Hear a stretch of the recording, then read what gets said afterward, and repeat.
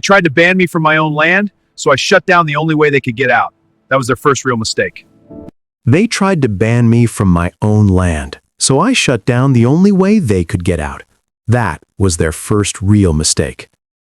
I'm a third-generation landowner. My grandfather bought these 40 acres back in the 1970s, decades before Pinewood Estates HOA even existed. For more than 50 years, our family's snowmobile trail cut through this land. It wasn't just a path, it was part of the community. Neighbors used it to reach the state trail system. Kids learned how to ride here. Winters were built around it. It was tradition. Then the neighborhood changed.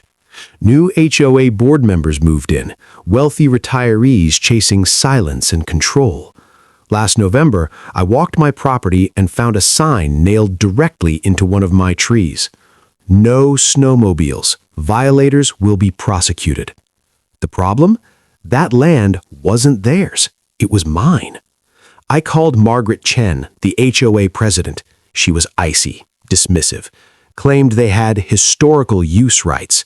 When I calmly explained actual property law, she brushed me off. After that, more signs appeared, then legal-sounding warning letters, and finally, they crossed a line, installing a locked gate across my trail, complete with the HOA logo. That night, I sat alone in my grandfather's old workshop, surrounded by faded photos and rusted tools. 3 generations of memories stared back at me. When I told my daughter Emma what had happened, she went quiet. Then she said softly from her dorm room, "Dad, that's our trail." That's when it clicked.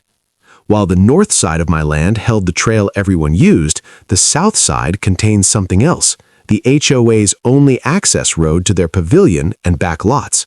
My father had allowed them to use it decades ago, back when neighbors trusted handshakes. No easement, no paperwork, nothing legally recorded. If they wanted to play property rights chess, I knew my next move.